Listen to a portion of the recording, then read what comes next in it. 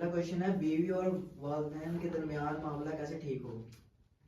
ये क्वेश्चन मुझे पता है किसने किया था, तो मैं नाम नहीं लूंगा, लेकिन ये मेरी बहुत अजीज बहन है जिनका ये क्वेश्चन था। माँ बाप और बीवियों में से आप के दरमियान मामले कैसे तय करें?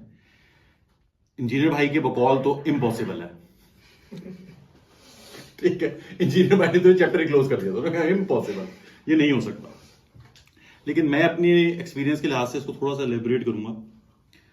बेशक बहुत मुश्किल है, इंतहाई इम्पॉसिबल है, ठीक है, क्योंकि वही वाली बात है जो ये मिडल ईस्ट के अंदर हम लोगों ने माँ बाप को, मैं एक वर्ड पहले भी यूज करा था जिसपे काफी लोगों का इख्तिलाफ था, लेकिन मैं फिर यूज करूंगा, मुझे कोई टेंशन नहीं है।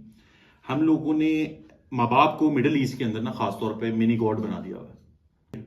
गॉड एक ही है भाई, अल्लाह एक ही है।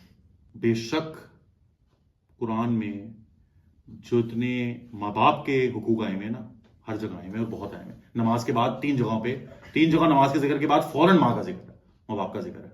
वो अलग जगह है अपनी जगह, मैं उस बात को नहीं छेड़ रहा और उसको मैं डिनाई भी नहीं कर रहा। लेकिन उस वक्त तक जब तक वो अल्लाह के हुक्म के खिलाफ बात नहीं जा रही, जहां अल्लाह के हुक्म, वरना तो सूरह बकरा सूरह तौबा में क्लियर कट आया है, वो जो 8 चीजों का हम पहले भी जिक्र कर चुके हैं, उसमें माँ बाप भी आते हैं भाई, कि अगर वो तुम्हें अल्लाह से बढ़ के अजीज है ना तो निकलो, फिर अल्लाह ताला तुमसे कोई बात मोहब्बत नहीं रख रहा, चलो भाग जाओ, तो उसमें ये भी आता है। तो ये तो बहुत मुश्किल है भाई, बहुत मुश्किल है, लेकिन हमें इसको बैलेंस करना चाहिए और बड़ा जरूरी करना चाहिए। उसके लिए सबसे पहले तो मैं ये मशवरा दूंगा सारों को कि अपने दिमागों से सबसे पहले तो ये कॉन्सेप्ट निकाल दें कि माँ बाप तो फरिश्ते हैं और गलत नहीं हो सकते।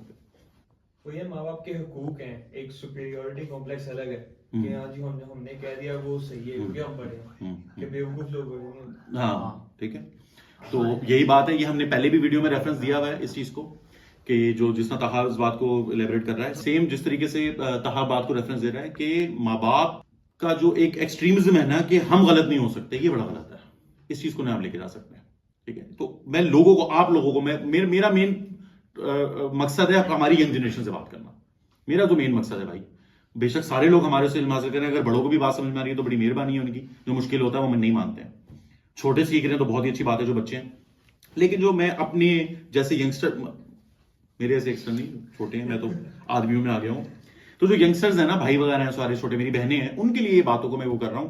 सबसे पहले तो अपने दिमाग से ये अपने पेरेंट्स को एक 100% पर्सनैलिटीज को हटा दो। इसका मतलब बिल्कुल मैं ये नहीं कह रहा कि आप उन्हें डिसरिस्पेक्ट करें, आप नहीं कर सकते।